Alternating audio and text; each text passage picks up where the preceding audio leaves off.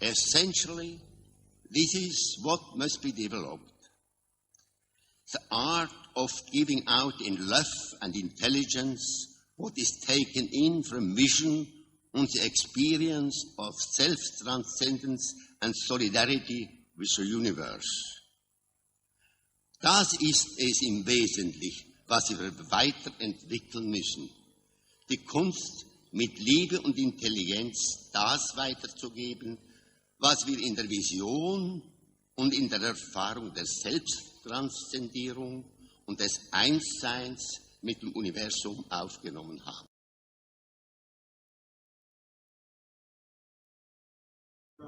Ayahuasca, Ayahuasca, and different triplets. And I'm going to cover a lot of ground, and I'll try to do it with somewhat less detail than I did last week, because it was a little too long, I think, and I'll try and make it shorter this time. But it's really a big subject. First of all, I want to talk just a little bit about the Amazonian ayahuasca phenomenon, and then later somewhat about what we call anahuasca or ayahuasca analogs. Also about pharmahuasca, which is a type of ayahuasca with pure compounds instead of plant extracts. And then some of information about the snuffs, and I want to conclude with some speculations about Mesoamerica as this pertains to the cultural area that's predominant in the Mexican indigenous culture.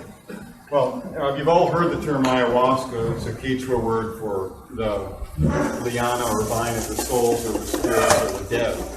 And it's this plant, Banisteriopsis canapi. Focus. The vine or liana of the soul or of the spirit Focus of the dead. Wait. No. I think you can hear me in back. Yeah. Yes. Okay. And this is growing on a jacaranda tree. It's Banisteriopsis canapi is the... No, I think the plug... Is that not working? Banisteriopsis canapi is the scientific name. It's in the Malpighiaceae. And we often talk about ayahuasca as a generic thing, but it's really rather a generic name for a complex of potions which only have one thing in common, basically, and that's the presence of the ayahuasca plant itself, which is this one. The vine, the stems of which, especially the lower, thicker stems, are used principally, although active compounds are found in all parts of the plant, and the leaves are sometimes added. I think the plug has come loose on the back of this thing. It's around the back, and that's why it's not responding. Just jiggle the plug or something. Oh, there we go. Here you can see the leaf. And this is used all over the Amazon basin. It escaped over the Andes, the coastal areas of Colombia and Ecuador, and even up a little bit into the Panamanian area where it's now Panama. And in the Amazon, it's basically a cultivar. Nobody can really identify true wild populations of it. And it has grows only within a few hundred meters of sea level and some degrees of the equator. Although these plants are growing at 19 degrees north latitude and 1,350 meters in Jalapa, where it does quite well. You can see the flower here, and this is flowering in Miami. Mine have never flowered, but this will give you an idea that it's adaptable to some climate areas in the United States. And many people grow it as a sacred plant. And it grows so successfully where I am that it just really knocked down in a windstorm. A very sizable tree came down from the wake. You can see this is all ayahuasca on top of it. The part that's used are the stems. That's the base of that plant you were looking at before. And this was planted outdoors in 1992. Just one little piece. And so it grows quite quickly. And I'll say a little bit more about the preparation of the potion in a moment. I just wanted to show you this image. It's called Ayahuasca Visions by Juan Torres, who's here with us. He's a fantastic painter.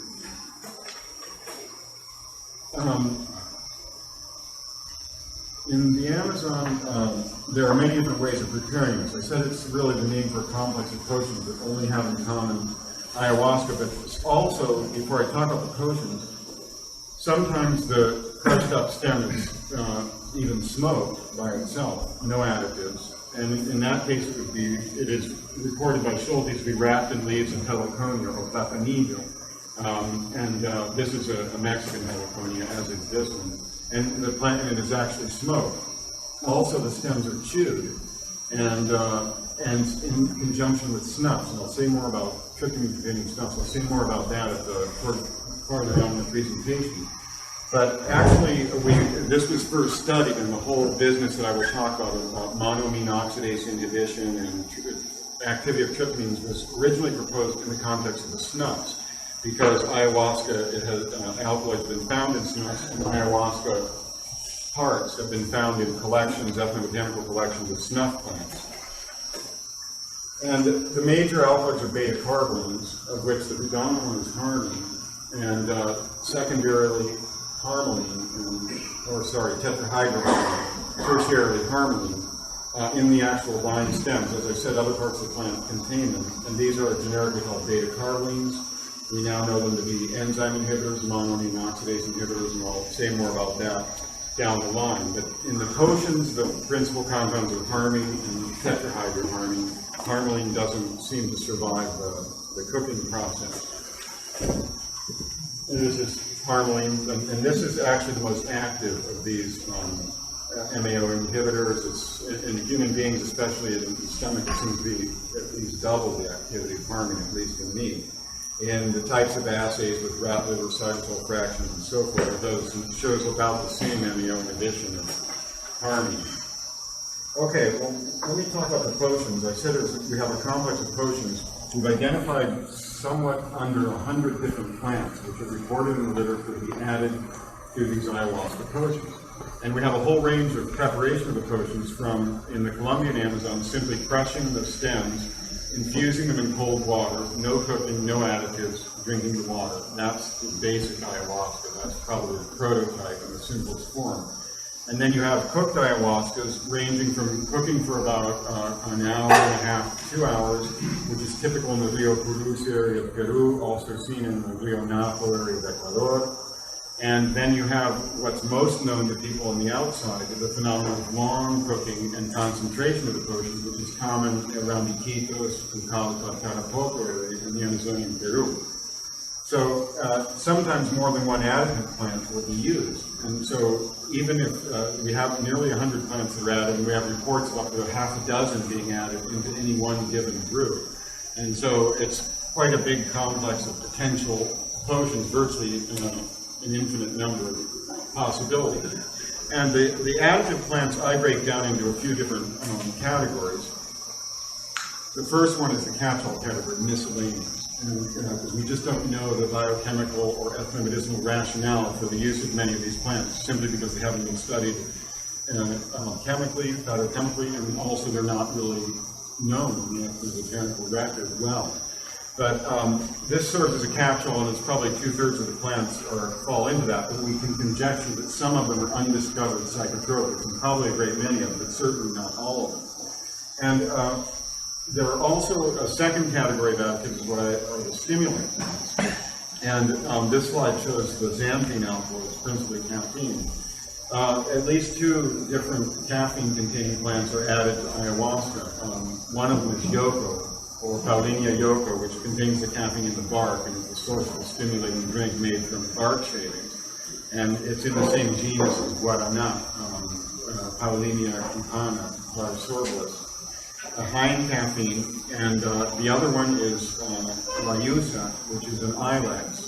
Ilex guayusa, much used in the Rio Napo and Ecuador. And in both cases, they're added to counteract the soporific effects of the ayahuasca, because it's a sedative, much like the ayahuasca alkaloids are much like Valium in their effect, and probably act at the same site that's prominent for Valium in neural tissue.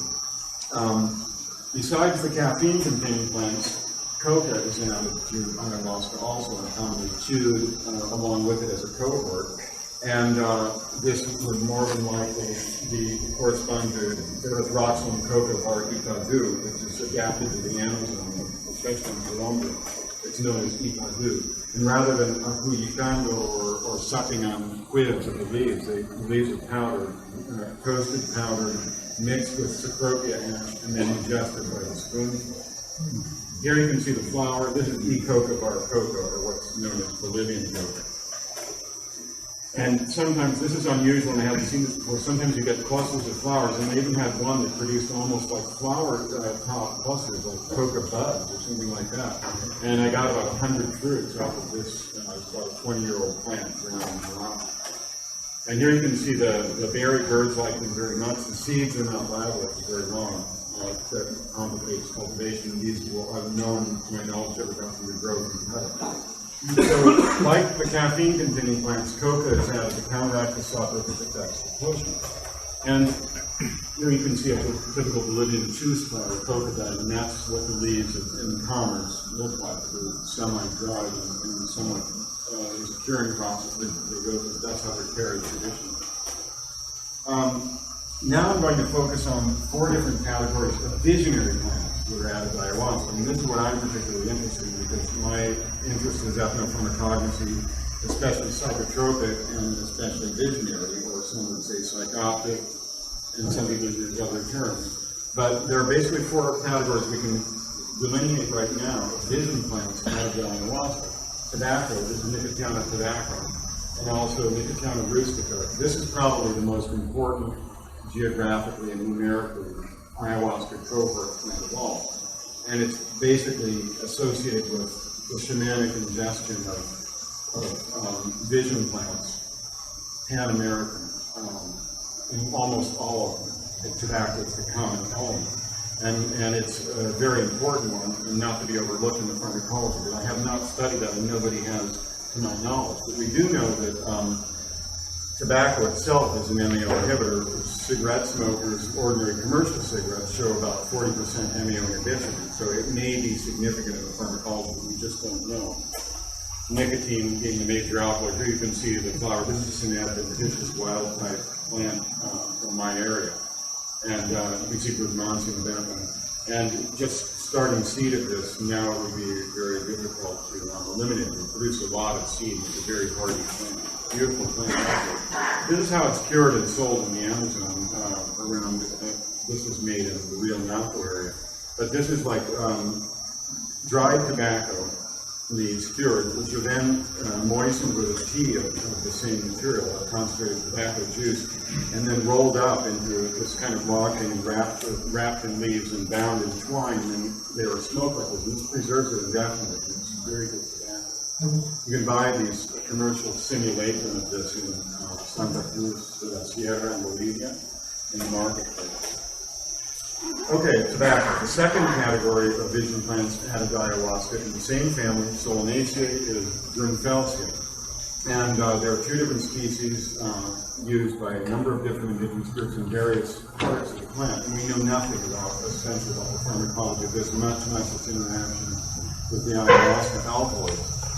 Other than to say that when in 1977, during the Alpha Helix Amazon expedition, they did fractionation at laboratories on the Amazon River, and this is known to contain abundant scopolamine, which is a coumarin compound, and it seemed to be psychoactive in animal experiments. But to my knowledge, no one has reported them yet testing this. But our best conjecture is that this scopolamine is a psychoactive constituent of Brunfelsia. But again, we don't know much about the activity of it. And this is a minor practice, not widely distributed, at least in the record that we have. The third category of vision plants, also in the Solanaceae, is Brugmansia, sometimes called tree datura. And this is pretty widespread, and it's also pan-Andean in association with San Pedro, or Trichocereus cactus congestion. And the Brunfelsias are widespread all over Latin America, from South American origin. Pre-contact introductions to Mesoamerica. This is Brugmansia sanguinea in Ecuador. And here you can see this is quite different from the ones you might have seen, and it's vegetatively very different. It's a much smaller, stiffer flower, but very potent. Now, in Ecuador has more or less cornered the world market on these alkaloids grown from this particular plant. Formerly, they were derived in Australia from Du Bois' species, but now I believe we have most of the market in this. This is another type of Brugmansia suaveolens. They come in different color varieties. This is the same species, it's a color variety, and this is really an excellent strain. It produces lots of flowers and lots of leaves. It gets very big. And that's in my place. That's pretty much in flower all year round. Rare cases when there are no flowers in them. And you can see a close-up of the flower. They're beautiful. The aroma mainly comes out of night. Bees love them. They make toxic honey that are psychoactive. And this is known to the South Americans. And this is Brugmansia versicolor, and this is a sort of a mutant form which has multiple corollas. And these plants are important in shamanism not only because of their psychotropic effects, but also because they transform. These two flowers are on the same plant. And they get what some people think may be, this hasn't really been studied in detail, a viral infection that causes polyploidy, and you get duplicate corollas. And then it advances and you get quadruplicate corollas. This is a quad here, and one of them is vestigial, and there are three there. And then the next step is they lose the morphology entirely, and you get this thing that we call panuelo, or mantle. But everything else, this is the same plant. That's not a Okay, so the three categories I've enumerated: tobacco, Grenfelsia, Brugmansia, all in the Solanaceae. Then you have the category that most of us are more familiar with, and that are the tryptamine-containing plants, of which this one is the most widespread, Psychotria viridis, which is in the Rubiaceae or coffee family. And there's another one that's much less dispersed, which is also in the same family as ayahuasca, Diploteris caberani. But this is known as Amiruca panta in Quichua. It's known as Chacrona in Brazil. And this is the leaves of this are added to the ayahuasca brews in the areas.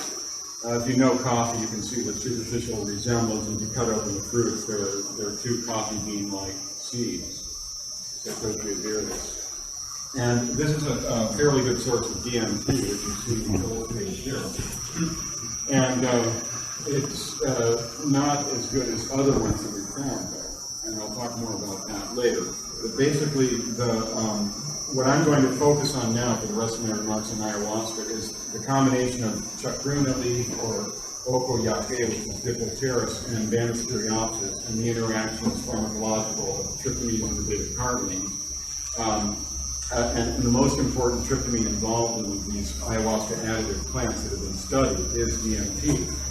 But they also contain 5-methoxy-DMT, which is sometimes known as O-methylserotonin,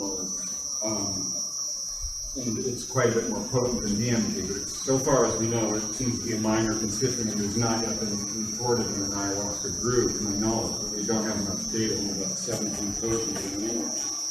So this is the basic formula here. We have the ayahuasca stem, Banus Periopsis canopy, and then the leaves of chacruna or Amiruca panta, Psychotria viridis, combined to make the classic ayahuasca, which is what has been adopted as Daime by the Banistas, as Shahuasca by the Udeveistas.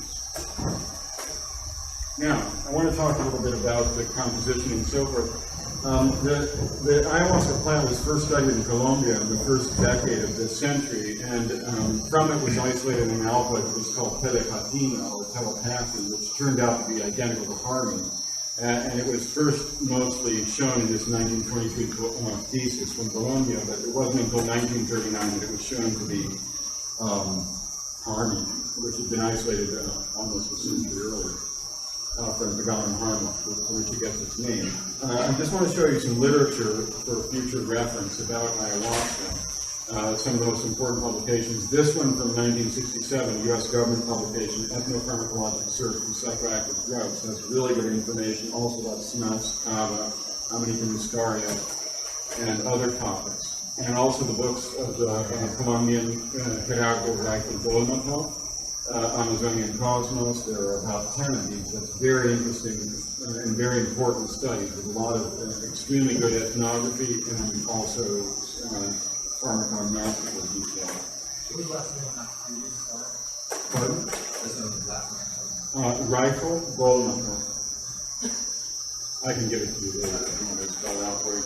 And the New York Botanical Garden and the Flora Neotropica series was published in '86. This taxonomic monograph, Advanced Treopsis Individualis, that's the best source of, I can give you the references, I have on the slides, of taxonomic information of Advanced Treopsis species. In 1986, in America Indígena, which is a Mexican publication, this is from a symposium, I think it was in Quito, and all the papers are on ayahuasca. For those who know Castilian, this is a really good, very good source, and you can find it sometimes in good bookstores. Also, the books of Luis Eduardo Luna, especially Vegetalismo, which is a thesis published from down individual references, and this one you're probably more familiar with, Ayahuasca Vision, with some 50 paintings of Pablo Amaringo illustrating his visionary experience of ayahuasca that correlate with ethnographic information on the various plants being depicted and the types of cultural activity that are being shown. And this is a very fruitful approach that was pioneered by Raiko Dolnikov and has been taken to a higher level by Luna and Amaringo. There are several modalities of use in ayahuasca in the modern world. I just want to refer briefly to those and tell you which ones I focus on. We have the religious on this left side is there are several churches in Brazil that are legally integrated that use a form of ayahuasca, generally a simplified form just with chacruna, or they call it chacrona, and ayahuasca. But they also they use some additives as well. And this has not been well studied, but I know the UDV uses some 7, and I know that they are. And also you have ayahuasca tourism of all kinds, which I'm not much in favor of. And I try to work to make people have access to these things in their home countries so that they won't feel the need to go touristically looking for this kind of experience. You also have psychological use, therapeutic use, and that's, I think, a really solid prospect for the future world. But I don't think particularly the religious use has a great future in the world, and I hope that ayahuasca tourism does not.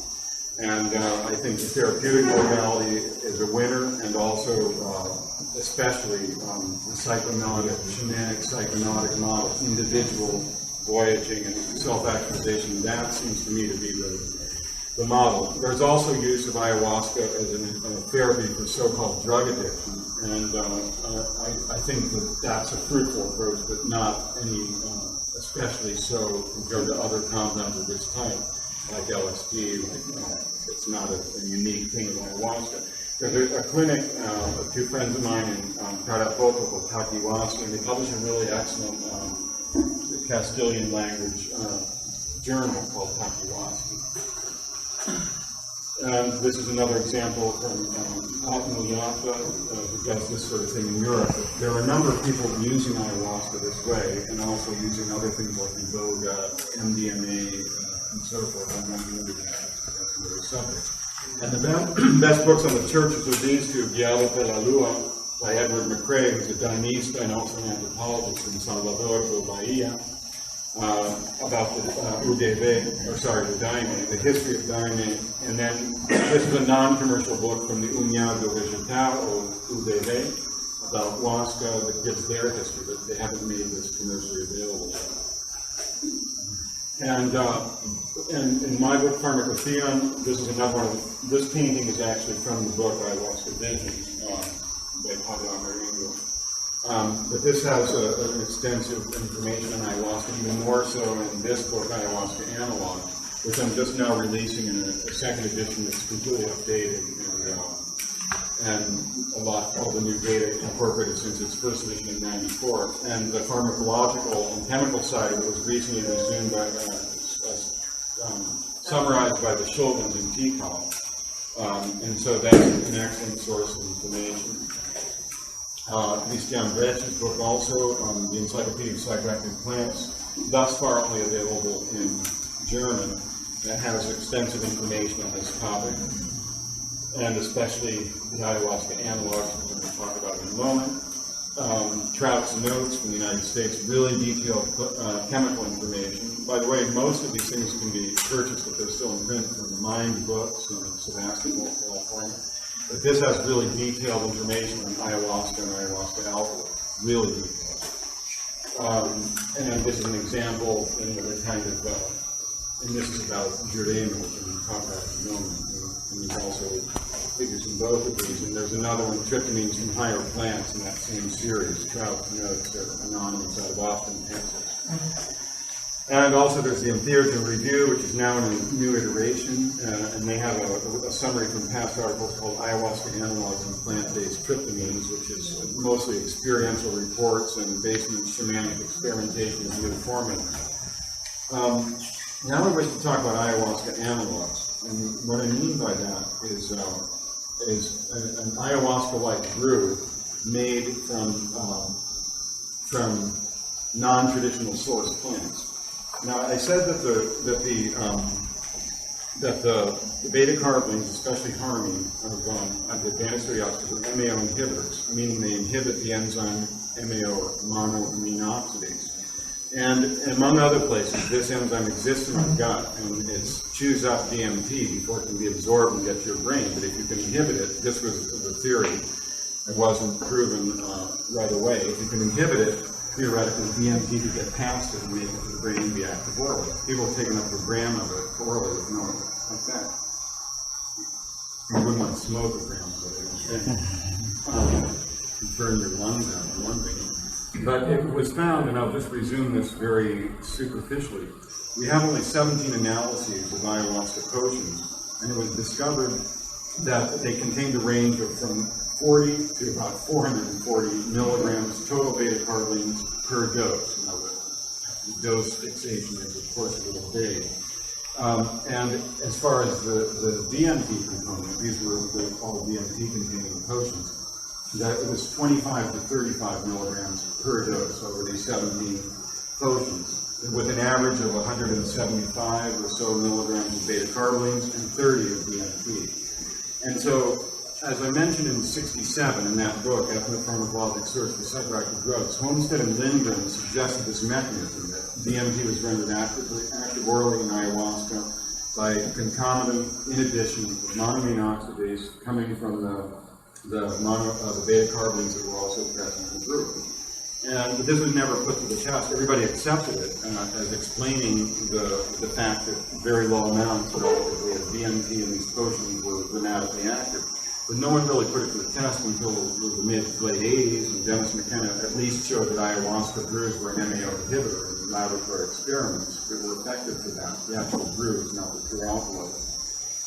And it remained for psychonautic underground to work out the pharmacology of this. And other people have done this, and I report my own way of doing it in ayahuasca analogs, and I think I was the first one to publish it. But I found in a series, I've done something like 50 or 60 experiments of this nature, using what I call pharmahuasca, putting the pure compounds in capsules. I found that I started with the lowest amounts. First, I established the oral activity of DMT and found by using large amounts of Syrian reseed extract and putting DMT in it and drinking it. And I found that 20 milligrams was perceptible, and 30 milligrams for me represented an oral threshold dose for visionary effects, beginning color patterns, auditory stuff, which is the hallmark for me. And then I used 30 milligrams as the key point. You want to do this kind of thing, you always want to be at the threshold, not 10 times over that, because how do you know where it either work or it won't if you're at the threshold. So then I started with the lowest amount of using pure harmine of beta carbolines that's ever been reported in ayahuasca, which is 40 milligrams per dose. And I take 40 milligrams, 30 milligrams DMT, and so forth. Well, it took me about 12 experiments to get up to the harmine level that was active.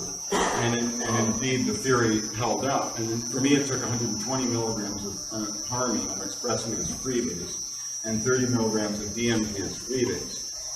We now know that harmaline is about twice as potent in this way. And tetrahydroharmine is a great deal weaker than this. In fact, it seems now that tetrahydroharmine shows more of a serotonin reuptake inhibition effect than an MAO inhibiting effect. And so that's an important secondary compound of ayahuasca. And usually the beta carbolines are 3 parts harmine to 1 part tetrahydroharmine. and that is an SRI, or serotonin reuptake inhibitor, the weak one. It may not be significant in the levels found.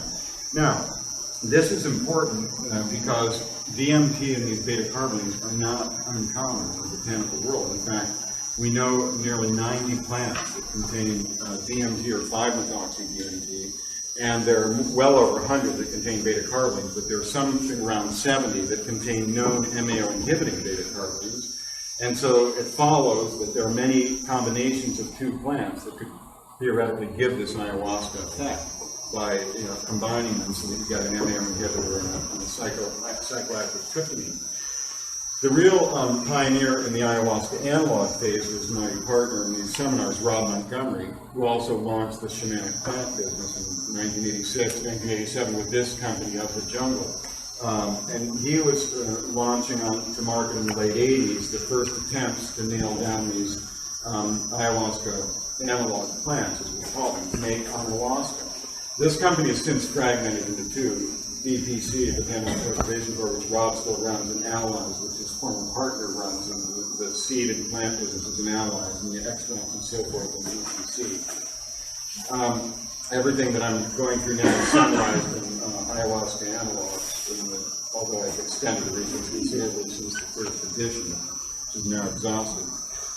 Immediately we fixated on Paganon harmala seed, the original source for chemists of these beta carbolines in the 1840s. Harmine and harmaline were isolated from the seeds of Paganon harmala, which is known as harmal also.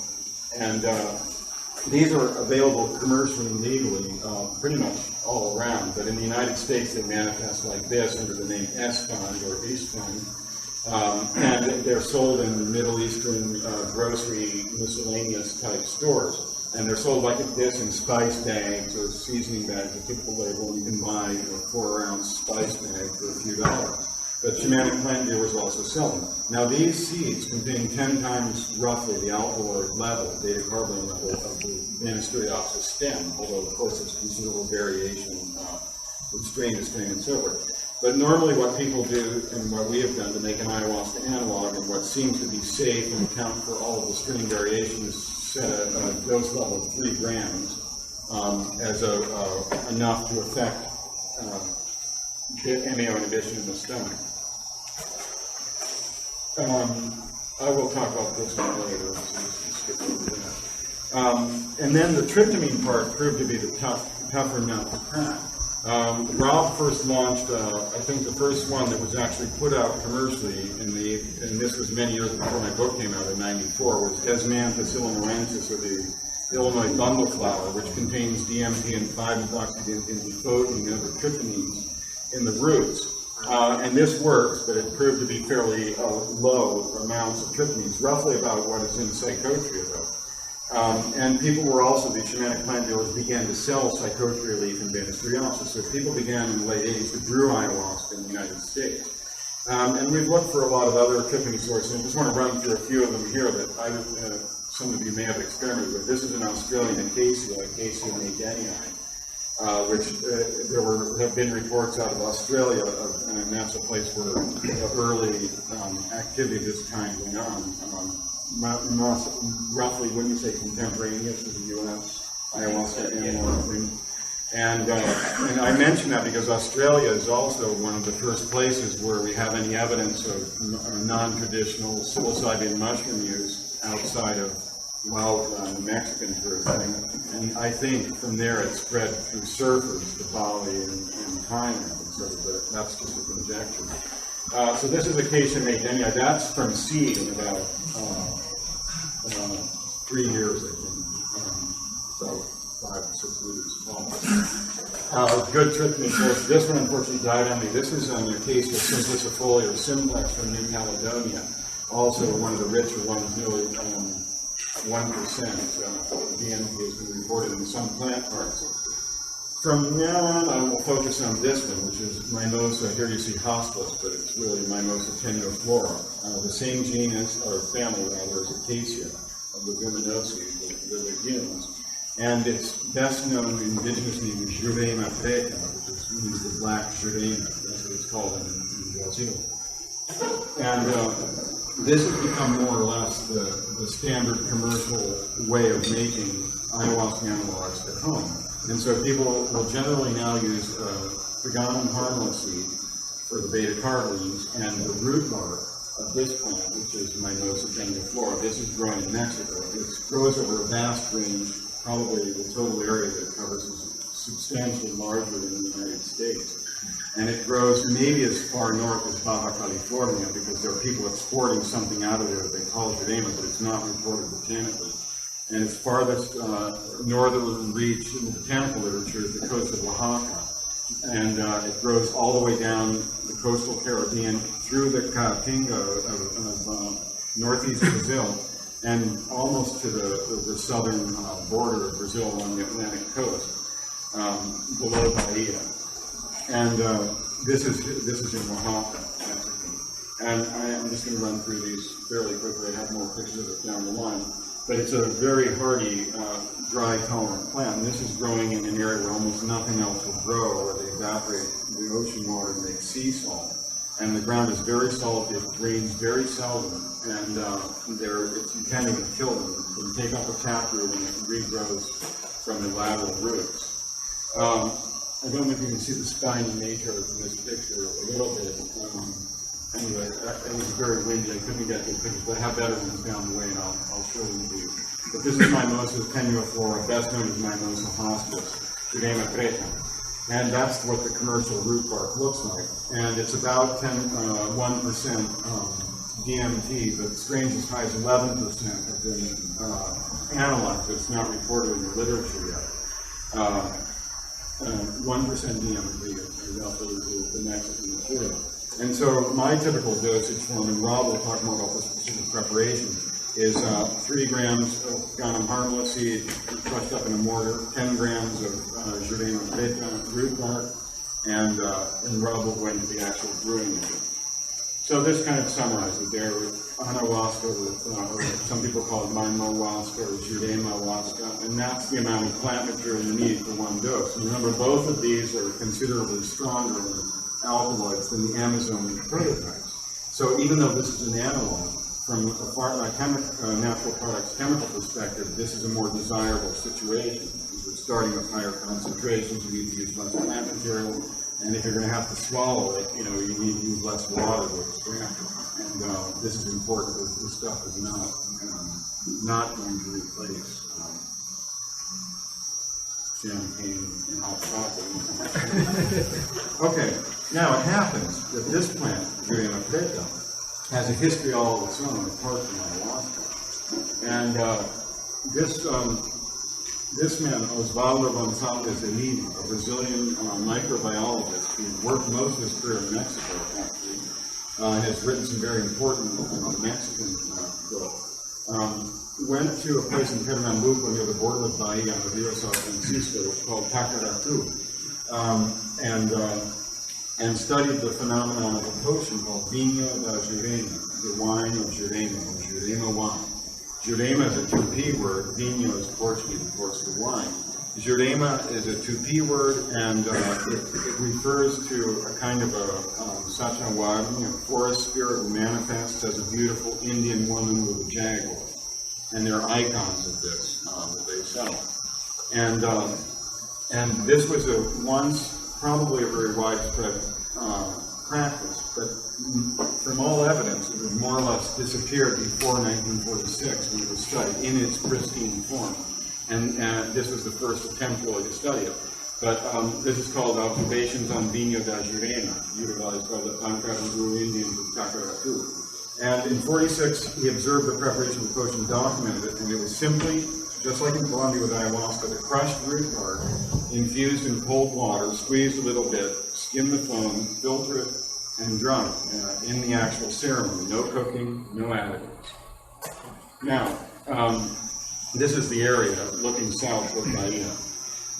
And he isolated a compound from this, which he called nigerina, or nigerine.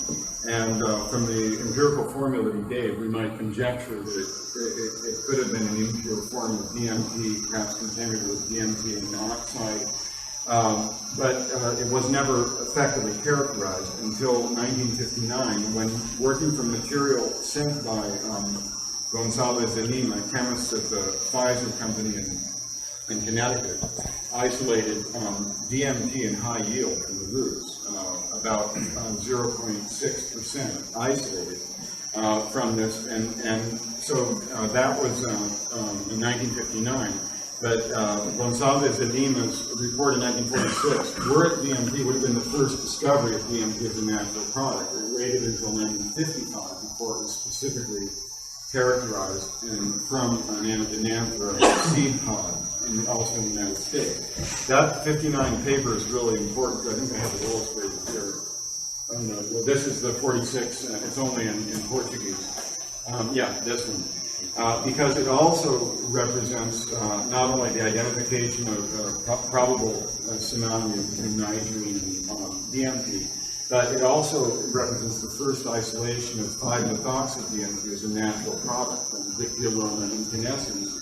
And furthermore, there was a study of Piptidina or Anadenanthera colodrina, which Manola will be talking about associated with. So you have three biggies, that, all of which I'm going to talk about now in this one 59 paper in JACS, the Journal of the American Chemical Society.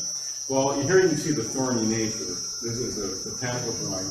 This is called espinato, also. Generally speaking, here they would say uña de gato, which is a generic name for any legume with cat's claws with spines. Everyone associates uña de gato with Antaria, which is, there's an Antaria in the Ayahuasca additive complex in the Rubiaceae. But that's used for a lot of things, so be careful here with things that they call uña de gato, because this is one of them. And this gives you an idea of the kind of ecosystem in which it grows. This is fulmio, also in Pernambuco, very common, and there are many of these trees are what they would call jurema, but there's only one jurema preta, and this is marks the border between Bahia and Pernambuco, the Rio San Francisco. And this is the area, and this is just loaded with interesting legumes. Now, let me say a few things about what this Jurema means. It's a beautiful place. Jurema preta refers to specifically Mimosa tenuiflora, Mimosa hostilis. But they also recognize other types of Jurema, of which the most commonly called Jurema branca, or the white Jurema, and there are 11 species in all that are, besides tenuiflora, that are called Jurema. There are mimosas, acacias, Pithisolobium, and a vitex. There's only the vitex still non-legume among them. And they're all good candidates for tiffany's. But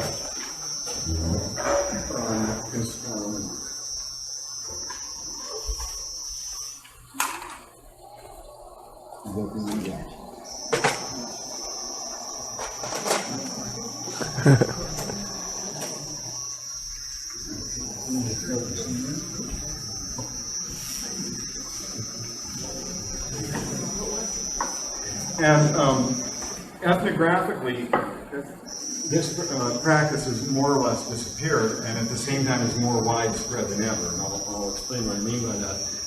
What Gonzalez de Lima observed, the preparation of this basic potion, this aqueous extract of the Mimosa tenuiflora root bark, has almost disappeared. It's only been reported once by a friend of mine from the Achikun area of Pernambuco, not far from Pacaratu.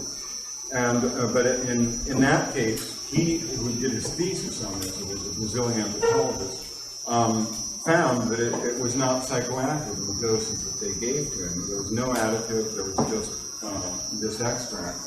And there's a thesis studying this. It's now been reported anthropologically in about a half a dozen places, but it's clearly a degenerated tradition, more or less like ayahuasca, but more so degenerated. And they don't even, no one's reported, or I should say, an active dose from this. And another friend, Clarice Novaes da Mota, did her thesis on this at UT Austin in 1986, as Jurema told us. It's in the back. Okay, there we go. Here you can see the flower. I'll just run through these quickly. Clusters of flowers. This flowers and the winter for there, but only Maldives in Brazil. And Clarice studied this ethnobotanically in the ethnobotany of the Cariri Chocó, which are the Cariri especially one of the groups associated with Jurema ingestion. And they only made the potion from Mimosa verrucosa, which is one of the Jurema brancas, although they call it Jurema mansa, the tame Jurema. And it was not active, and the Jureneiro, the curandero from the Cariri, told her, well, because you're not an Indian, you won't feel it. Frankly, that kind of thing always makes me suspicious. And I think that the potion should speak for themselves, and I don't understand that notion. But indeed, she didn't feel it, nor have these psychoactive terpenes been reported from that plant, despite many affirmations to the contrary in the literature where you haven't found any primary chemical report of that. So, Christina was here this week, and I were in Brazil this summer, chasing around, trying to establish connections in the various areas where this has been reported, and talking to people who had studied it in depth. And my suspicion is that basically it's such a degenerative tradition that they've more or less lost the connection, the dosification, there's something missing. And I decided to put it to the test. This is from Mexican Jurema. By the way, let me just say parenthetically, here this plant, this Mimosa tenuiflora, is called tepescohuite, which means, it's from Nahuatl, tepescohuite, it means ironwood. It's very strong wood. And tepescohuite is probably the most famous non-psychoactive here, medicinal herb in Mexico, and they just take the stem bark powder and it's put as a vulnerary and a burn treatment on wounds. And we don't have any evidence that the Mesoamericans, the Mayans, or any of these groups discovered the psychoactivity of this plant. And I know this literature pretty well, and I have it at home. And I'm pretty clear that they didn't. And there's no hint in any of it that there was something more to this, or even an oral ingestion of it. So that is also something that's commonly sold in the U.S., and that's another reason why this is a good source of ayahuasca animals. It's a famous medicinal plant that's not known to be psychoactive from Mexico, and it can be sold under the name tepescohuite. I decided to put this to the test, and I've taken various doses, so I'll show you how the Jurema preta is made. This is 25 grams of the root bark. Again, remember I told you of the same strain, I will take 10 grams as a basic dose, not so strong for me, with the pecan seed. So the stem, the bark, root bark is simply crushed with a stone, just like ayahuasca stems are often prepared. The same 25 grams. Put it in a bowl that has the disembodied iron on the bottom. And then just plain well water, and it's squeezed a little bit in the hands, which is another common method for producing these sorts of things. And it yields this kind of potion, which is, you can see why it's called Vinho da Jurema. It looks rather like red wine. In fact, it's probably an important dye plant, but we're not up on that. And so I simply drank it to see what the effect will be. And indeed, it is active orally without any additive plants. There's 25 grams, which would theoretically contain about 250 milligrams of DMT, something like that, a non-orally active dose. And the analysis of this plant that was done in Brazil by Homestead and scientists from Paraíba, João Pessoa, showed fairly clear, clean DMT spike here's my favorite one again. I want to have it crystal wrapped and wear it on. That's probably about several grams. I don't know how many bits. Is that your custom set? Okay. Yeah. Now, so that being the case, and remember we knew about DMT in this from about 1959 up, and many of Schulte's books. This is some more really key literature here: the botany and chemistry of hallucinogens, hallucinogenic plants, goldenite, and plants of the gods. As about the only one that's talked about this, we know very little about it outside of Brazil. But the Brazilian literature, as far as pharmacognosy and ethnobotany is concerned, is not very illuminating, and there are no bioassay reports or anything. And so it has commonly been said in this literature, this is the thesis I referred to on the Caridi Choco, where she did take the Jurema Mansa potion, nothing. Rodrigo Bruneval, who studied this in the Achicum, and also Marco Tromboni have ingested it from the Mimosa tenuiflora and also reported to be inactive. And so they reported that in this one area where we know that they still survives the use of the hospitals or tenuiflora, that they used large amounts of suco de maracujá with it, which is the juice of the passion fruit, the maracujá. Here we say maracujá.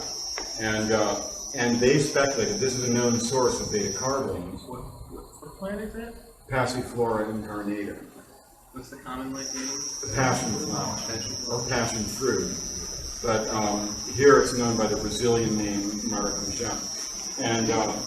And it's commonly prepared and buy it on the sidewalks and stuff all over Brazil in the cities and so forth. But he said they were taking large amounts of this juice with it and speculated that there was some kind of a beta-carboline connection, that monoamine oxidase inhibition was being induced by the suco of maracujá in order to make the DMT in the jurema orally available, to get to the brain, orally active. This is what the fruit looks like. And the juices are made from the pulp around the seeds inside. It's delicious. It's one of my favorites. And it contains principally harmine, which is also called passiflorine, but it also contains harmine and harmine in much lower amounts than many other beta-carbolines. But to my knowledge, no one has ever reported using this as an MAO inhibitor pharmacologically. And I don't know, I said last week that to my knowledge, nobody had shown the alkaloids in the actual juice, but that has in fact been shown. And so it's a feasible theory. So they were looking for a missing ingredient here, and that's entirely possible. But there is a missing ingredient, and even when Gonçalves de Lima first studied it, that had been lost. But he did, in fact, did not take the potion. It was a real problem with this kind of stuff. And the shaman went into trance, but what does that tell us pharmacologically? Not too much. This is another Brunfelsia again. There's a possible cross-connection between ayahuasca on the additive plant issue. The most important one is this business of the Jurema branca, 4 of which I think are Pithecellobium species and Leguminosae, and some Pithecellobium species are ayahuasca additive plants and may add tryptamines to it. We don't know, they haven't been studied.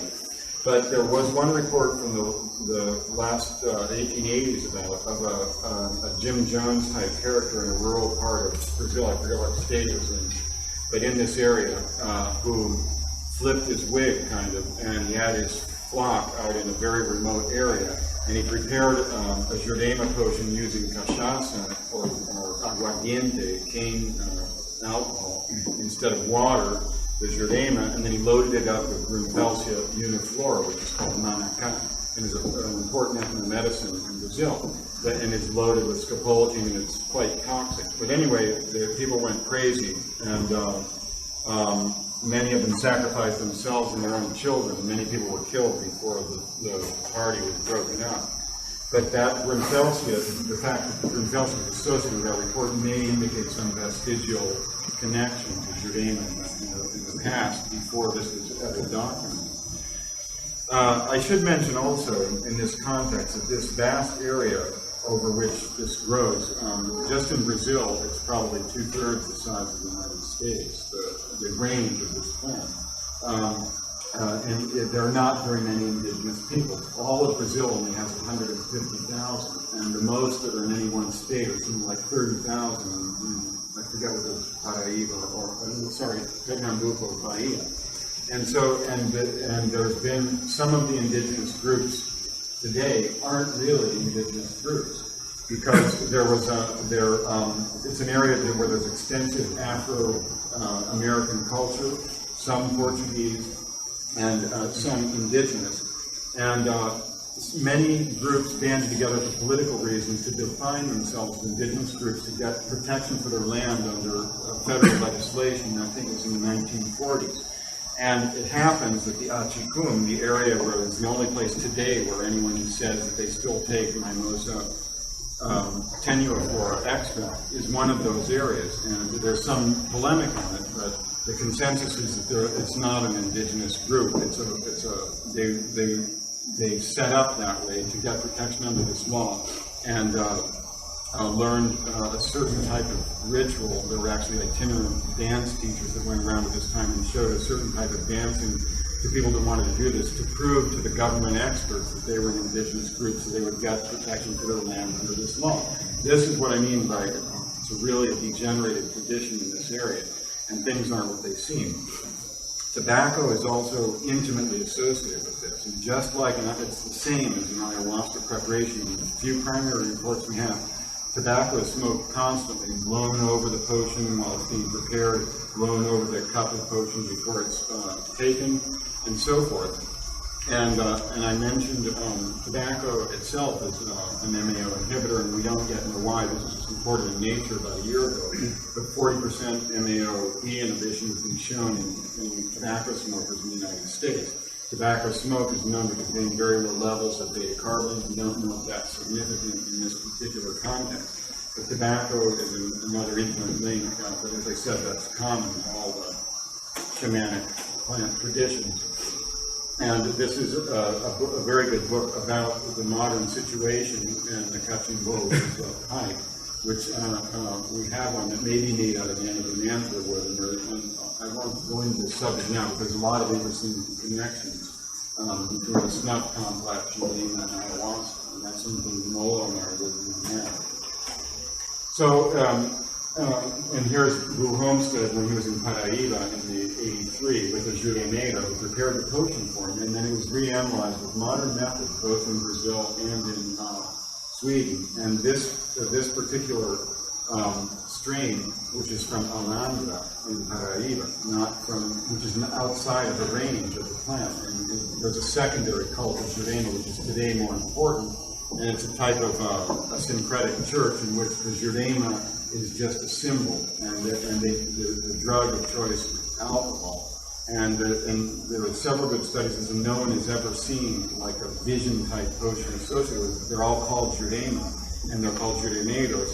And in Alhambra, it's especially associated with this, and there are lots of Jurema trees there, but they don't naturally grow there. This is a modern post-contact phenomenon. But they found 11% DMT in this strain from which this woman made the Juremeda, made the potion. And the potion contains something just under 7.5 milligrams of DMT per milliliter. And so it's hard because we don't know the dosage information and so forth. But it makes it something like 15 to 60 times the DMT concentration that has ever been reported in ayahuasca. And so there's been this speculation about the missing ingredient and so forth, but it turns out there is none because it's active just as it is. And I always knew in my heart that was going to be the case because of I just felt that to be the case because the report of the early making of the potion was so clear and well documented from a pharmacognostical perspective, and there was no particular attitude, and the context was such that it seemed like a genuine thing to me. So I drank this potion, this extract, made 2 cold water extracts, just squeezing and letting it stand, 25 grams crushed for about 15 minutes each time, filtered through a Melita filter, and drank it. And it was indeed just like an ayahuasca analog, only slightly altered pharmacodynamics and no feeling of MAO inhibition. So how can we explain this? This is something we're working on. A colleague of mine, Jace Calloway, in Europe and in Finland at the moment. But it does not contain beta carotene. There have been a half a dozen different analyses, and no one's ever found beta carotene in it. And there's the possibility that there's some other category of natural monoamine oxidase inhibitor in the plant. But to me, I know this stuff really well. It doesn't feel like MAO inhibition. And the altering in the pharmacodynamics, which I won't go into, suggests to me that that's the reason, because there is no step of inhibiting monoamine oxidase.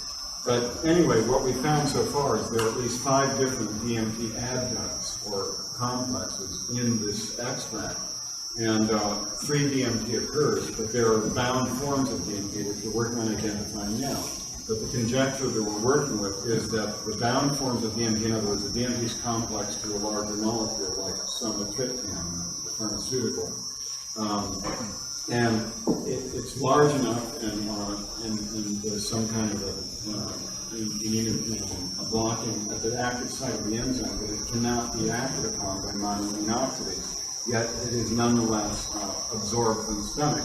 And then the free DMT would either have to be generated in the process of absorption or in the brain, because I think it would have to be as free DMT in the brain. But all of this we can get at first by identifying the adducts. But it seems like through this we can get a handle on some way of rendering these tryptamines orally active without having to take a monoamine oxidase inhibitor with them. And this is important because the monoamine oxidase inhibitor inhibits the effect of the tryptamine. It enables it to get out of your stomach and into the brain, but in the brain its action is more or less opposed to DMT, and that's why it's much less active orally than it is by other routes. And even with correlating blood levels, and this has now been done. And in other words, an equivalent blood level of DMT in ayahuasca, this was ayahuasca that was used with human subjects in Manaus. A certain blood level of DMT in ayahuasca compared to the same blood level of DMT injected intravenously in ayahuasca's procedures being considerably less potent. So we know it's not an artifact of how much is being absorbed, so that it is in fact weaker this way.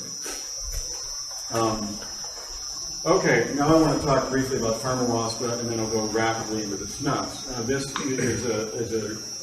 shows harmony and DMT as a pharmahuasca, chacruna leaf, and ayahuasca leaf. And it's been made experimentally with harmine, and a couple of other beta-carbolines. And the tryptamines that have been tried so far are DMT, 5-methoxy-DMT, and the has not been tried. DMT, 5-methoxy, and diethyltryptamine, which is an artificial tryptamine not yet reported in nature, and diethyl instead of dimethyl, 2 extra carbons. But the one that I use in ayahuasca analogs is harmine with DMT as pharmahuasca.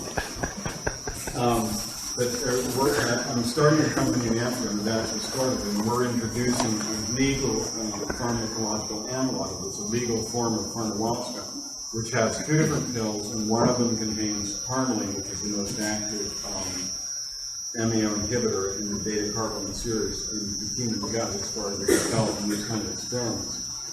60 milligram dose, which is a minimal dose for most people to get sufficient MAO inhibition to get the DMT out of their stomachs. And that's what you want. You don't want any more than that if you're looking for the activity of the tryptamines in the brain.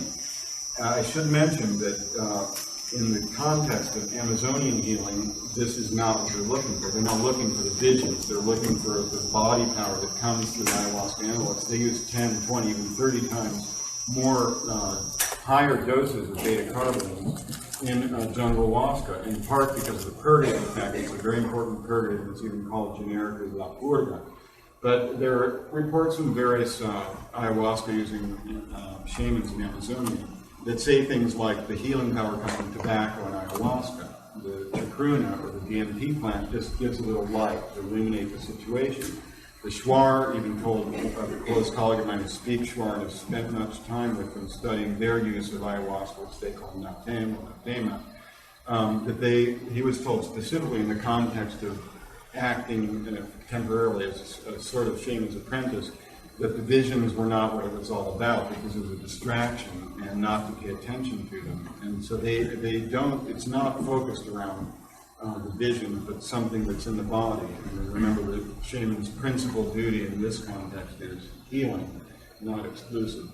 So, and 5-methoxy-DMT happens to be about 5 times more active than DMT, and it's legal. So, we're going in the next couple of months, and we have prototypes of this here if anyone wants to try it, commercialize this out of Europe. And it can be sold legally, and it will be sold very discreetly through shamanic plant dealers and through the therapeutic community, because we don't wish to attract attention to this, but to make it available to people. And so it will be sold as 2 different products with no claims made for it at all. And one of them is the natural herbal tonic, which is 10 milligrams of 5-methoxy-DMT. These are legal in the U.S.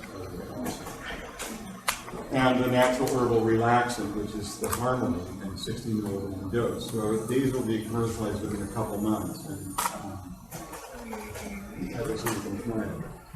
Okay, now I wish to discuss the snuffs, because that's the other piece, and another piece yet, and this tryptamine puzzle. Again, this book is a really important source for information on 2 different kinds of tryptamine-rich snuffs, which I will discuss in turn. And this is where the theory of the ayahuasca effect was first launched in this book, published by the United States government, by the way. No copyright, superintendent of documents, $4. It's the best deal we've ever gotten out of our government, I think. And this book also, by Raquel Dolmatov, The Shaman and the Jaguar, is a really good source of information on snuffs and ayahuasca in Colombia, in Chicano. Also, this book by Desmet, Ritual Enemas and Snuffs of the Americas, in the Americas, 1986, out of print, unfortunately. And Manolo Torres' book, The Iconography of South American Snuff Trades, from the Ethnological Studies Series of the Gothenburg Ethnographic Museum. And Manolo will be talking in much greater detail about this. And I'm going to talk briefly about 2 different kinds of tryptamine-containing snuffs. The first one, this is the Waika people of Brazil and Venezuela, sometimes more commonly known as Yanomamo. And they prepare both kinds of snuffs that I'm going to talk about. But the one that they use most, and it grows in their area, is what is generically known as ebena or ebena, nyapuana. It has various names, and it's administered like this through a blowgun-like apparatus, the end of which is packed with it, and it's shot into both nostrils. This is also from our government's publication, and this illustrates the dramatic effects of it. And this plant, this is prepared from that reddish bark up there, and you can see the red extract. And that's a bark of the Varroa tree, and the Myristicaceae, the nutmeg family. And there are about a dozen or 13 of these that have been shown to contain psychoactive tryptamines, and a half a dozen maybe that are recorded in ethnographic reports as being used in snuff preparations.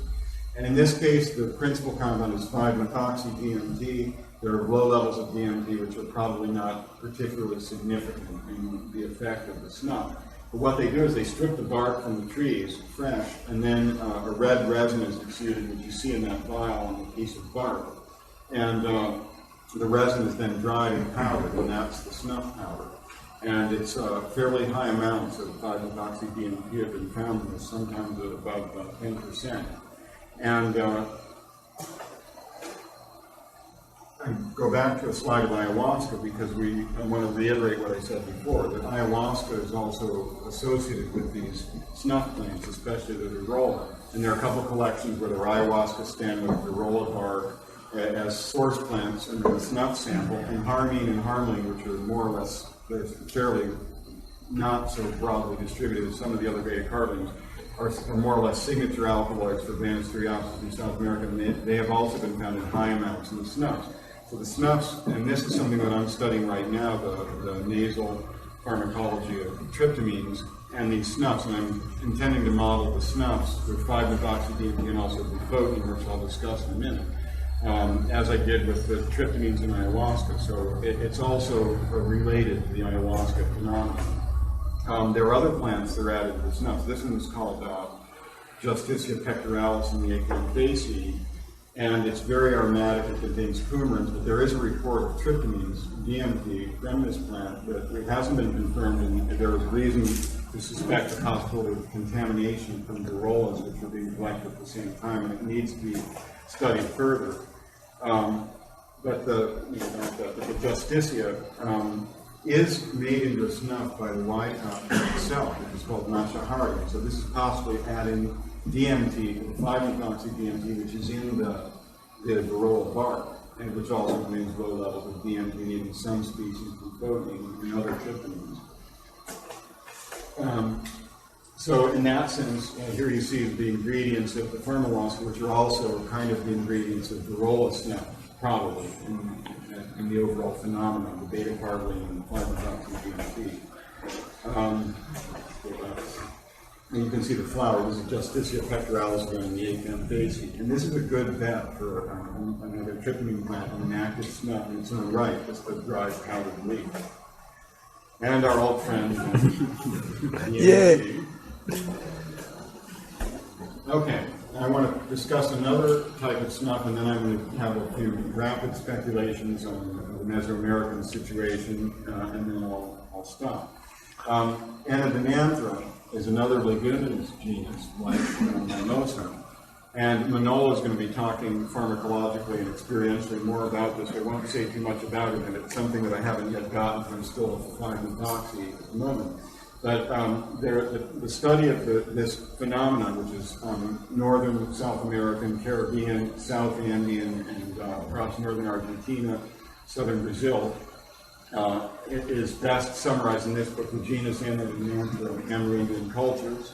These Anadenantheras were once classified as Pictodinias, but Anadenanthera is the currently accepted taxonomy by Siri von Reis-Altschul, now at the New York Botanical Garden, and this book again contains significant information about this plant. This is Salta in northern Argentina, and this illustrates one of these important species, which is Anadenanthera colubrina var. Seville. And the snuff prepared from the seeds of this plant is generically known as Seville. And this is the city of Salta, and that's the Precordillera de los Andes, and this is the capital of the state of Salta in northern Argentina, on the border with Bolivia.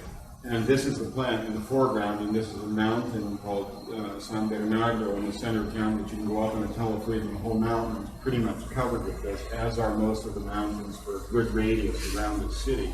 It's not an uncommon thing at all. And this is right at the telefleet station. We sampled this particular tree because we knew we could find it again. Here you can see the flower. It's quite a bit different of the flower, but not so much the leaf structure from the mimosa. Anadenanthera colubrina var. Seville.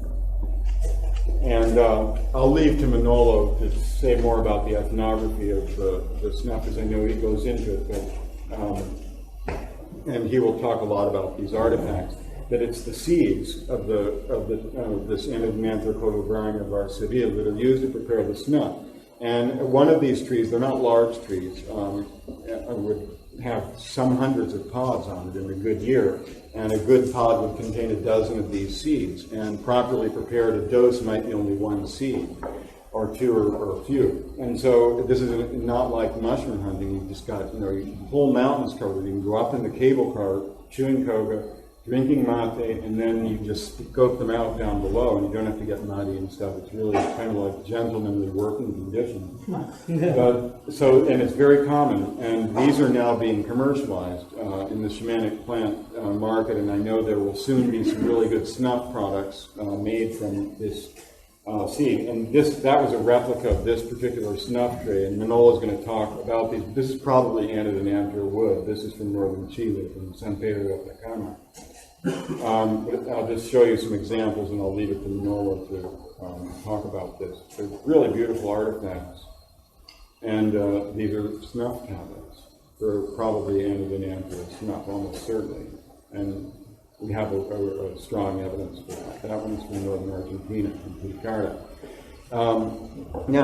So what we have observed in bioassays and so forth, and in field work, the seeds are simply toasted slightly to make them a little crispy, crushed, not really finely powdered, and smoked with tobacco.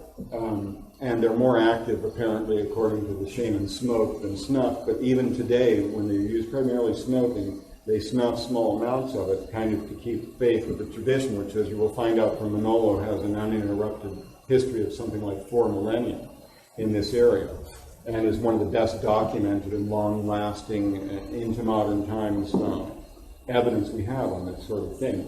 This is another very good book by Henry Vassin, The Use of Some Specific Kinds of South American Indian Snuff and Related Paraphernalia, same series as Manolo's book, which you see here came out about 10 years later. And this is a painting from Dona Torres, which is from San Pedro de Atacama, looking at the Paso de Jama in Argentina. But Manolo will put this in context, but this is all related to Anadenanthera colubrina var. Seville. And Again, Manolo will go into this, but the main, I'll just say chemically speaking, we found in these seeds from about a half a dozen samples from northern Argentina, from around Salta and from around Tartagal, from about 2.5 or 3% up to about 14% bufotenine, and almost no other alkaloids. Trace amounts of some other tryptamine, no DMT, no 5-methoxy-DMT, although both have been isolated from pods of another species of Anabanthera. And we don't know anything really about the pharmacology of bufotenine. That's next up for me, except for some unethical experiments that were done on prisoners in the Ohio State Penitentiary in 1956, and on mental patients in New York State in 1959, which was injected intravenously in fairly high doses into people, and showed, in one case they said it turned their faces the color of an eggplant, and in the other study it said it turned their faces the color of a plum. So it gives you an idea of the dramatic cardiovascular effects of injecting this stuff in your bloodstream, but some of those kind of effects are shown from smoking or intranasal application, because remember, bufotenine is 5-hydroxy-DMT, serotonin is 5-hydroxy-T, you know DMT, but just without the 2-methyl groups. And bufotenine of all these compounds is the closest one to serotonin. And it's an isomer of psilocin. Psilocin is 4-hydroxy-DMT and is active orally. Bufotenine is 5-hydroxy-DMT, and we don't know if it's active orally, frankly, but I'm going to find out. And so it's called serotonin, 5-hydroxytryptamine, because sero, blood, tonin, pressure, tone, because there are lots of serotonin receptors in the bloodstream and in the vascular system, and also on platelets. It's very important in the circulatory system, and so it's not a good idea to inject bufotenine or serotonin IV, and I certainly wouldn't do that. And I use that painting on the cover of another book, that's why I show it. And it's on the wall of my office now. Okay, before finishing up with the Anabanthera, again, Manolo will give you a lot more detail. There was another species. There are actually 2 species with 2 varieties of each. And along the savannas of the Caribbean coast of North America, and in more recent times in the Caribbean itself, there was a large, widespread use of a snuff made from this plant, Anabanthera peregrina var. Peregrina, also known as Pictadenia sometimes in literature, also prepared from the seeds, which also contain bufotenine in lower levels, but not a lot of other stuff. And this is best known by the name yopo.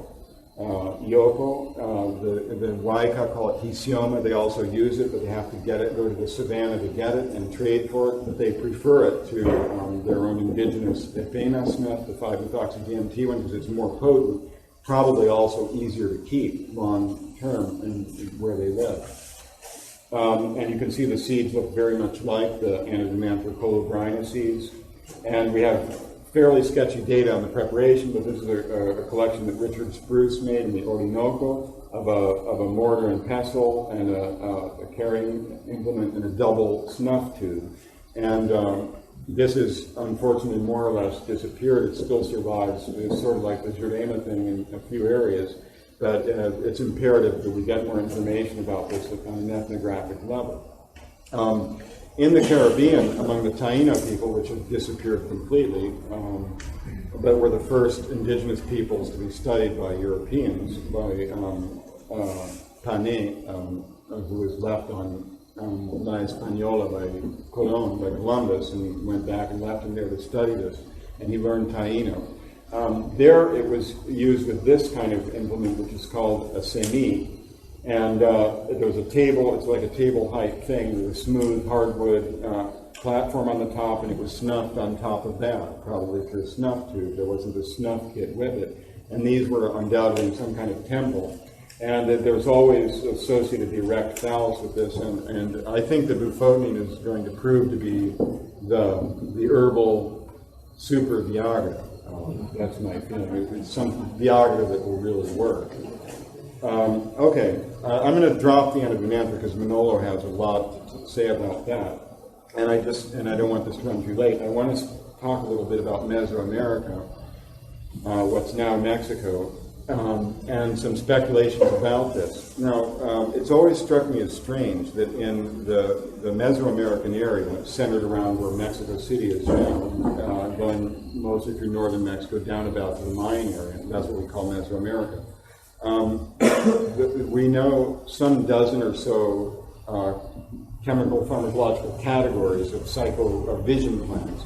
And there were representatives of about 8 of those just in the pharmacopoeia of the Nahua speakers in Mexico. So they were real experts on this. And we know that they made snuffs. We know that they made enemas.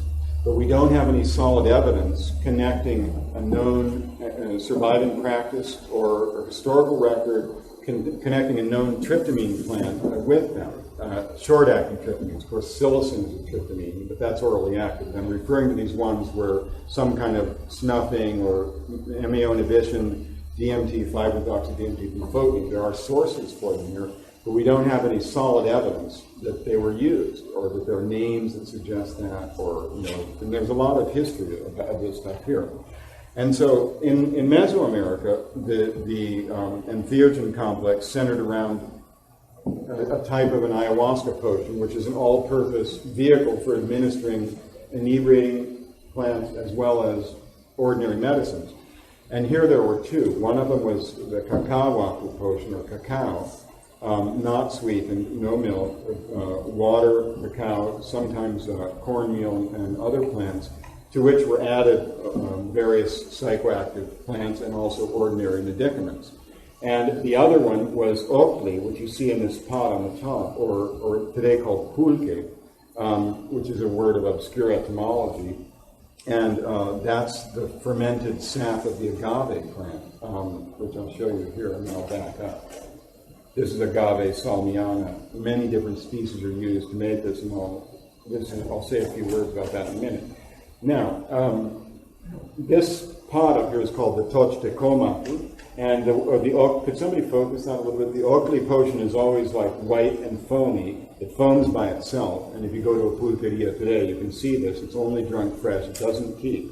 And what you see on the top of that are flowers, and that indicates psychoactive additives iconographically to the potion. Xochitl in Nahuatl is means roughly entheogenic. It means flower, but metaphorically in terms like Xochitl, which means literally flower mushroom, it means entheogenic mushroom.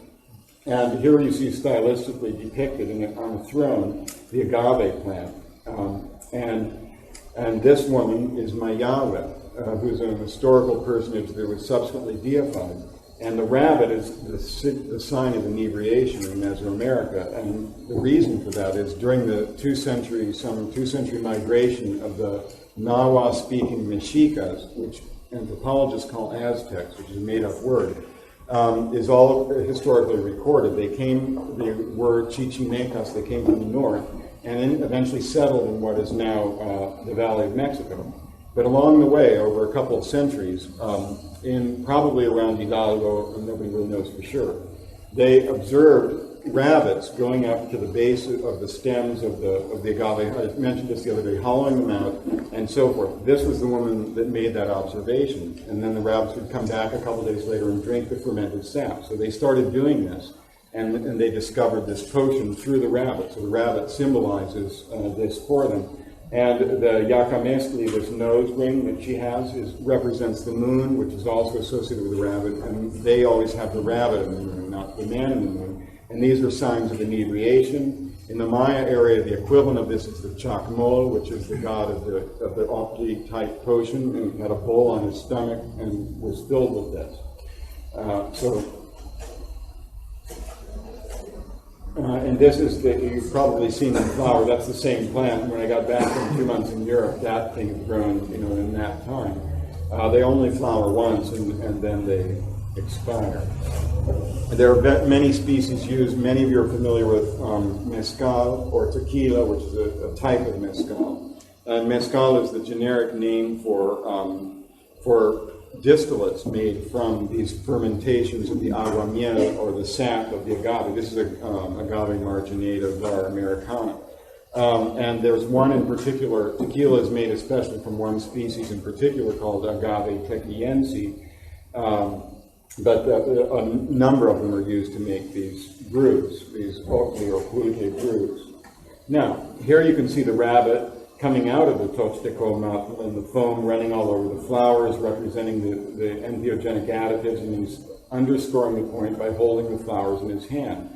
And this thing with the spear and the flag penetrating the thing is still obscure to me, and I don't know if anyone's ever come up with any halfway rational explanation of that.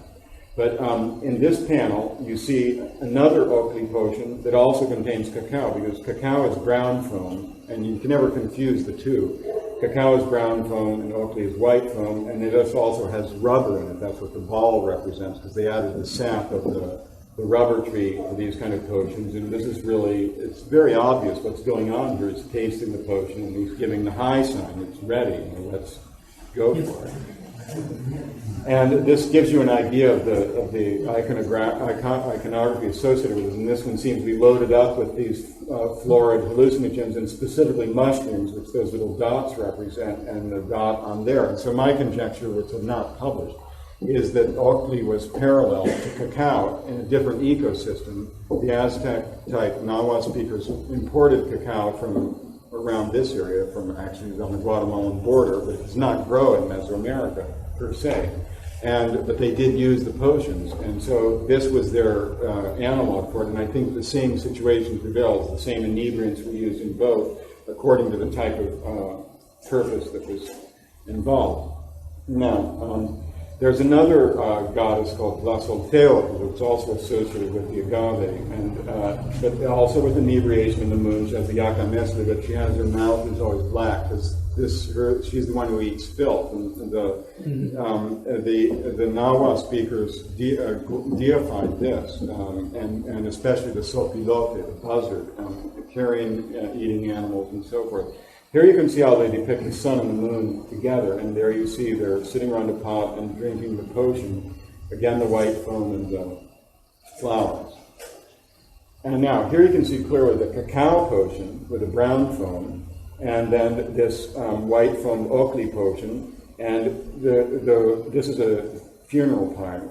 And these are Mixtec codices, by the way, from Oaxaca, pre-Columbian. And this woman, what the experts say, is stirring or frothing the potion. This is utter nonsense, because it doesn't need frothing. It makes froth all its own. It's cacao that is frothed, and it's frothed with a stick that you twirl between your hands, imparting a rotary motion to the head. And the original prototype of this is a small palm called tepejilote here, which they take a piece of stem that long with a root bundle sticking out about that big, cut off the rest of the roots, and that's the way the origin of these frothing sticks.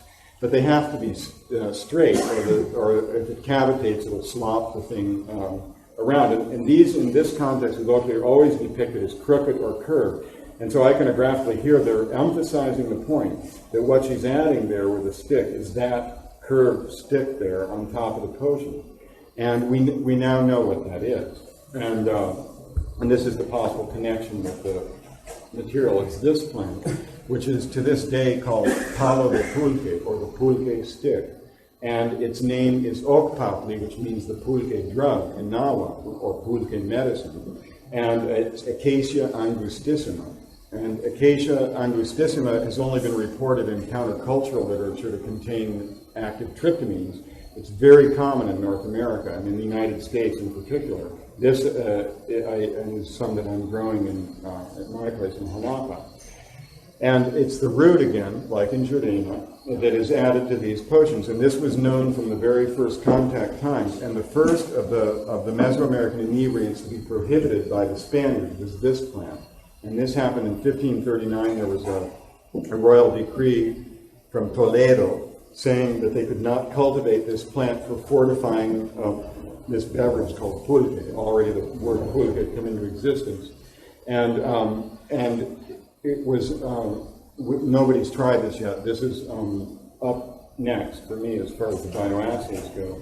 And you can see some typical leguminous plant. Now, okay, so this Ocpatl needs to be studied. It's like acacia angustissium, more carefully, chemically speaking, we're doing that. And also we need to bioassay this. This may be another situation where there's tryptamines in some bound form, like chordema, that are orally active and don't need an MAO inhibitor, as is found in ayahuasca.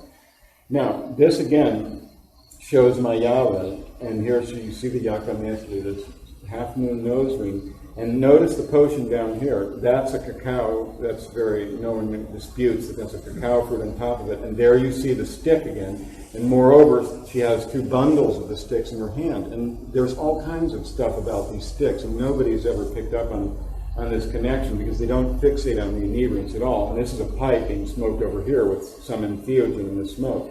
But that clearly shows, and we saw another potion that shows the cacao and ochli together. And so I think they're one and the same pharmacologically and symbolically, but they're just associated with different festivals and deities. But the same role, like ayahuasca, as an all-purpose vehicle for administering ordinary and extraordinary medicines. And here you can see this is Xochitl with clearly an entheogenic cacao potion with a brown foam. And and I don't have a slide of this, so I'll get one. There's another codex called the Vindo Bonensis, which I have a facsimile of. And in 2 consecutive panels, the same scene with most of the same people are depicted. In one scene, you may have seen drawings or vignettes from this. There's a mushroom seance, and they're all holding pairs of mushrooms in their hands, and all these can be read. This is not a lost language. They're mnemonic pictograms to aid storytellers, and iconographically they're not so obscure. And in these side-by-side panels, facing the one with the mushrooms, there's the same scene more or less repeated with agave, and you see the same thing with the stick. And 2 of the people are doing the same thing with putting the stick into the potion in the same ritual context. And so I'm really pretty sure about this parallelism. And but we just need the bioassay and chemical information. Now, what were the inebriants added? Well, surely mushrooms. This is philosophy sur lessons. Held by Gordon Lawson in the 1950s here in Oaxaca. Also, this plant, which is called Coaxihuitl in Nahuatl, the seed of which is called Oloyuki, contains lysergamides. Also, this was the most generally widespread shamanic inebriant in Mesoamerica at the time of the conquest, the most mentioned in the colonial literature and also in the Inquisition archives. Although today people accord it a secondary role, this was primary for the highland Mesoamericans compared to the mushroom and peyote. Turbina corymbosa, and it's called Coaxihuitl, which means the snake plant, or it's also called Coatl shoshoki, the green snake, and the seed is Oloyuki, the little round thing. Is turbina the same as Ravia? Yes. Rivea is another name, but the currently accepted taxonomy is Turbina corymbosa. And possibly this one in the Bombacaceae, Corarivea funebris, which is also associated to this day in Oaxaca with cacao potions, and is one that I'm reintroducing to my area because it's extinct in the wild in Mexico, and it's part of where I live. And more than likely, Salvia divinorum, which was probably in general use throughout Mesoamerica, and today only survives, so far as we know, in the Mazatec Sierra, where it does not seem to be traditional pre-contact, in my opinion. And here you can see it in flower. This is also growing in my place, which is only 150 kilometers north of Wildland, about the same ecosystem. And aqueous infusions of this, rub the leaves in water, which is a highland Mesoamerican technique, are to this day made in the Mazatec Sierra, and it's a technique known for other plants, such as this one, Tagetes, which is another lost inebriant. This is Tagetes erecta, the common ornamental marigold, or the flower of the dead, here associated with the Dia de los Difuntos. This is another lost entheogen. This is certainly an entheogen, and we don't really know, but it's still used by the Mihe, who also use this one, Tagetes lucida, and the Huichol also use this one. So these Tagetes barely survive as inebriants here. The Huichol mix it with tobacco. Tagetes. Tagetes, lucida, composita. I don't have a picture of it in flower. And I think this is one of the last ones in the land, but I just wanted to show you, this is really an interesting, this is Xochipilli, the famous statue. And Xochipilli is widely regarded to be the lord of the inebriants, of the dance, of all the shamanic arts. But you see here a fairly good cross-section. It's sort of an iconographic association of this deity, Xochipilli, with the entheogens. You have the Oakley potion there with the pulque stick and the rubber. We don't know what the rubber connection is, but that's something that can certainly be studied. You have the rabbit over here, you have the mushroom glyphs along the border, and you have the flower coming right out of his mouth. And you have this lizard coming off this penis. That's the very symbol of the Ololiuki. The Queshpayi is another name for it, the lizard drug. And so that's very clearly associated with it also. And then I'm not sure what role exactly to ascribe to the bird head, but it must have an inebriating significance in this context. And I should mention that one of the Mesoamerican lost entheogens, I know of about a dozen of them, is a bird called Oconenetu. And Oconenetu, the flesh of this bird was clearly a vision drug, and we don't know what bird that is now, but that's something that remains to be looked into. But recently in New Guinea, some birds of the genus, I think Pitoi, were found that contain analogs of the batrachotoxins in their skin and feathers in very low levels. And these are found in higher levels in some species of dendrobated frogs, which is known generically as poison dart frogs, but only a couple species have ever been shown to be used in poison darts, and they are also visionary inebriants in their own right, but it's another topic. And well, I'll end on that note, and if anyone has strength for questions, I'll be happy to answer them.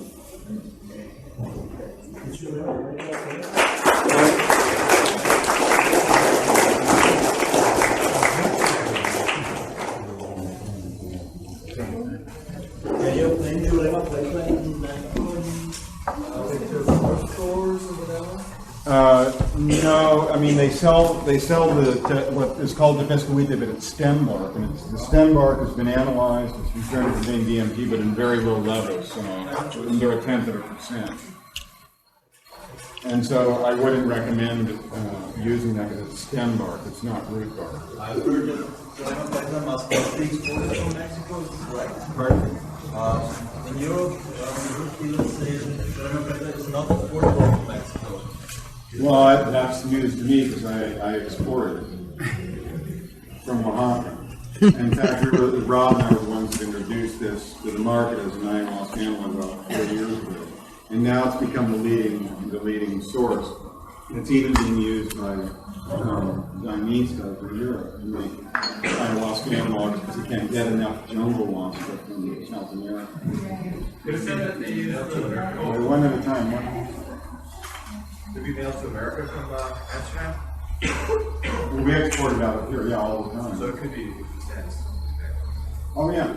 The authorities don't know anything about this. I mean, the ayahuasca analogs, beta carbon, they don't know. As far as the monoamine oxidase, is that present in large amounts in the stomach? That's why the harmaline needs to be taken? Yeah. And it's also, of course, in the brain. Yes, but in the brain it's in the nerve endings, and it's involved in intracellular metabolism. It's not a synaptic enzyme, I mean, that's a cellular fluid. So the harmaline doesn't make it to the brain, blood-brain barrier. It definitely does, or something does. I don't know that for a fact, but it is psychoactive. Valium-like probably acts at the GABA-A receptor site of the chloride channel where benzodiazepines bind in the endogenous ligands, of which are one of them the beta carbon. So we know beta carbons can bind to that site. But no, if you take 60 milligrams of harmaline by itself, you feel a distinct effect in about 45 minutes, stomach valley like it lasts for many hours. And so definitely it does cause to absorb. But there it's kind of working against it, that's what I'm saying. It's like taking Valium and acid. And in fact, experimentally it's been shown really clearly, and also it's been shown epidemiologically that monoamine oxidase inhibitors, not beta carbolines, but ones that are used medicinally, inhibit dramatically the effects of DMT and LSD. So we have reason to believe from sketchy information from bioassays that they enhance the effects of phenethyl, like ecstasy and yeah, people bandy around the word potentiation and say potentiation, but it's synergy, it's not potentiation. Because orally, and according to blood titers, DMT is much less active than it is injected, smoke, whatever route. You said that there was a use of people would chew on the coca plant or use the coca plant before using ayahuasca. Yeah, but I'm not understanding. I mean, are you not supposed to use any kind of amphetamine or any kind or a coca plant when you're using an MAO inhibitor? Well, I mean, I'm not yes and no. I mean, all this literature about MAO inhibitors comes from therapeutic use of them in Western medicine. And the first one was a tuberculosis remedy called isoniazid, that in the 50s was shown to produce euphoria in some subjects, and that's what led to this line of therapy of monoamine oxidase inhibition for psychiatric therapy or whatever they call it. And in fact, because of the connection between tyramine, which is a phenethylamine in foods, the dramatic reactions you get, there are all these warnings about beta carbolines and ayahuasca and tyramine and phenethylamines, but it's just, there's no experiential evidence that I've heard for it, and I've combined all of these things, and cocaine, I haven't tried amphetamines per se, but it synergizes beautifully with ayahuasca. It's part of the ayahuasca complex. And the phenethylamines that have been tried with ayahuasca or mescaline, I mean in pharmahuasca, that I know of, mescaline, TMA2, and ecstasy. And really? No untoward effects have been reported. And ask Sasha Shulgin, I don't think he would agree with me that there's no reason for these warnings. I heard and let me explain. What's that? I heard that MDMA and mescaline were the biggest no-nos when you're using. No, I'd say it's just the opposite. You can probably get by in half the dose of both of those by combining with beta carbolines. But the reason for this warning situation is that people have extrapolated. They know about the ayahuasca diet and so forth, and they know about the dietary importance when you're taking these MAO inhibitors. But remember, the ayahuasca diet is no different, really, than the mushroom diet and the salvia divinorum diet. It's a spiritual cleansing diet, and it has nothing to do with any particular interaction between things in food and the ayahuasca, but rather purifying the body before taking the ayahuasca, and that's another subject, which I wouldn't comment on because I wouldn't, be able to.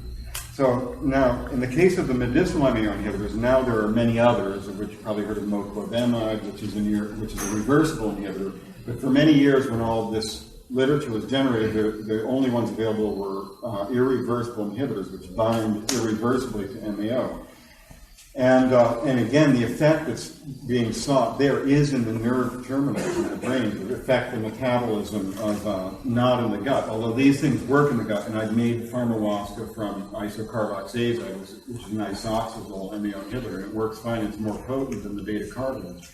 And I know for a fact from other reports that moclobemide, which is a reversible inhibitor, also works in pharmahuasca, but at somewhat higher doses than the beta carbolines. But the beta carbolines are short-acting reversible inhibitors that are obviously absorbed from the stomach really quickly because you can feel the effect in about 45 minutes and probably cleared from the stomach completely by a couple of hours. And so it doesn't really follow to compare these two. So I just have done it experimentally, and in the course of my ayahuasca analog experiments and pharmahuasca experiments, even during the effects, I've eaten all the no-no foods and so on and so forth, and I've used extensive amounts of coca and cocaine both in this context to see the particular synergy. And there is a synergy. There is a definite synergy between the stimulants, both the probably it would be the same with amphetamines, I don't know. And remember, they add caffeine also to these brews, another stimulant, and coca. And so it's, it works great. But like you said, you talked before that every body is different. That what works for you could be what's not a no-no for you could be a very big no-no for me. So Yeah, that's just true. so I should still, of course, use caution. No, absolutely, definitely. But I'm just saying that there's no reason to make this connection. It's just that because of the fact that there was this diet associated with ayahuasca. But some of the foods that they can take are ones that are not, so good if they're on medicinal MAO inhibitors.